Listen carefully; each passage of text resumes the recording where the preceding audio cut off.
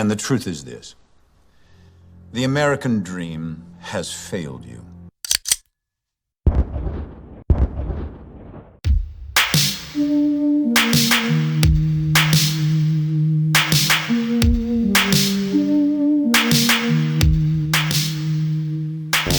Frank Underwood is one of the most controversial creations in television, a character that truly lives up to its name. And before any scandals that followed, before the exile he faced from Netflix, there is something he did unintentionally that, in a strange cosmic irony, leads to this moment. Footage. Who will they see smiling just at the edge of the frame? So help me God. Congratulations. Yes, this. He said he'd be there, watching, lingering, waiting, long after the camera stopped rolling, and somehow he is. Not in the House of Cards, not in the show that built him and buried him, but in Knock, the third, the Tudum.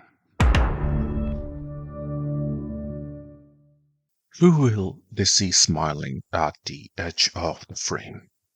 Then we don't have a problem, do we? Frank Underwood answered that question before the crown was snatched from him. You know, I see all kinds of things that people say they believe is true. He was ostracized from Netflix. Yet every time you press play, he resurrects. His ghost grins. His legacy, condemned in flesh, survives in sound. But to understand why Frank's ghost matters, why does his knock at the table still open your TV, booming on the speaker? You have to remember what House of Cards was. It was the birth cry of the streaming empire. It made Netflix into what it is today. Like the bodies that John Wick buried that day, laid the foundation of Vigo's empire. House of Cards did that for Netflix. Its ambition, its scale, its political poison drip tone, that was the concrete poured beneath the gigantic streaming catalog you see today.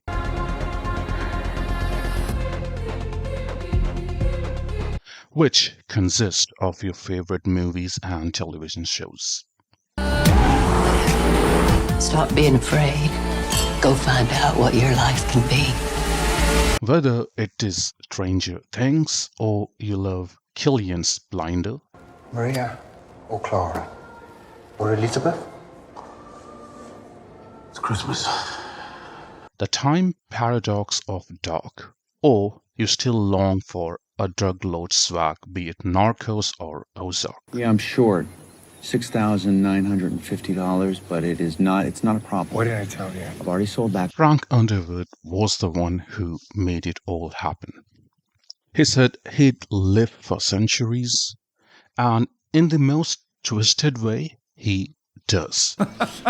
Not as a man, not as a character, but as an imprint, a sigil, a haunted vibration that announces every show, every film, every cultural moment that Netflix beams into billions of eyes.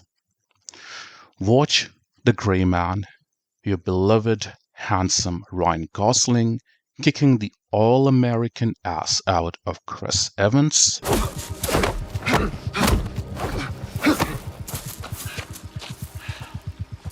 Watch Extraction. Your pirate with an angel baby face is doing an uncut 20-minute single-shot exfil. We gotta move! Before a single frame appears, before the story begins to breathe, Frank Underwood hits the desk. But the Israelis have... No, of course, we need to earn that trust. The knock, the prophecy, the promise. Petrov used that to justify invading Chechnya. Every platform has its first superstar, its titans, that carries the world on cracked shoulders. For HBO, it was Game of Thrones. Sure, they had Sopranos, The Wire, but Thrones became the crown jewel. That show didn't just entertain, it defined a generation's Sunday nights.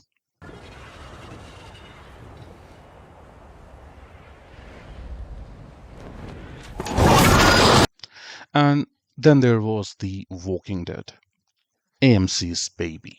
Only dark meat and white meat. There's us and the dead. We survive this by pulling together, not apart. And I'm willing to say that Walking Dead had more oomph, even with its same old zombie trope, than that giant dragons on the other channel.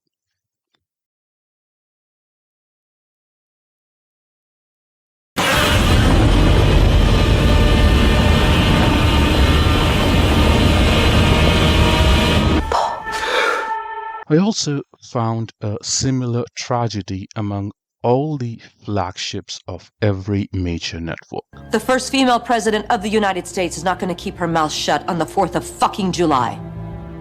A shared wound among these giants, and it's their collapse. None of them was granted an ending worthy of the beginning. He's got many faces. I look forward to seeing this one. House of Cards was interrupted, amputated, forced to limp to the finish line as Frank was erased mid-game. Francis, I'm done with you. The entire plot narrative shattered as a loaded blade dropped in the middle of a crowded party, exploding into a mess for everyone to see. And just a small dose of crazy. Claire Underwood like they've never seen before. And there, the dragons that sold for 7 seasons trashed in the 8th.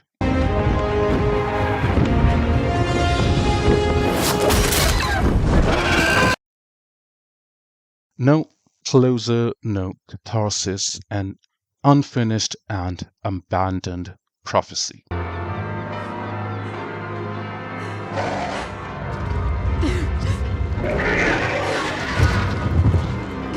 Walking Dead roamed for so long that it became a ghost of itself. Hang some more tin cans.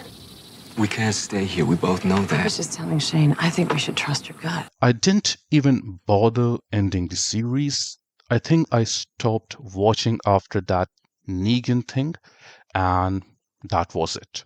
Eventually, among all these legends, 3 empires, 3 legends, shaping the map of modern television, all vanished into oblivion.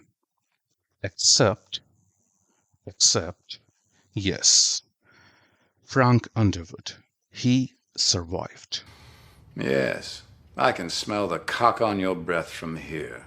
Not as a scene, not as a meme, but as an audio signature embedded into the identity of the platform that cast him out. And you will stand with me on a stage, and you will be the First Lady. The Tudum. The announcement of every Netflix moment is a ghost. This ghost here also haunts the platform that Netflix just can't shake off. We also learned something, that platforms outlive the people who make them. And sometimes they even cannibalize them. Traitors think they hold the pen. Actors think they own the face. Writers believe it's their words that shape the world. But the platform, the cold, silent monolith always has the final cut. Because when the scandal hit, it removed the man who built a throne upon which Netflix sits now. The other side of these last few challenging years, not angry, not bitter. Deleted the man as easily as deleting a file. Because platforms don't need loyalty. You know I'm crazier than hell. Everyone knows I'm crazier than hell. Platforms need content. And once a creator becomes a liability, the platform amputates without hesitation. Mm-hmm. And it's kind of how, it's interesting because that's how it happened with me. But here is the cosmic contradiction.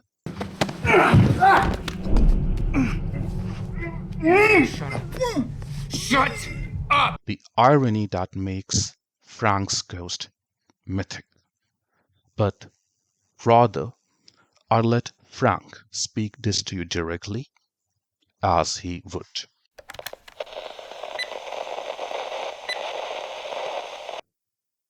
You know, I've always said the power is a lot like real estate. Location, location, location.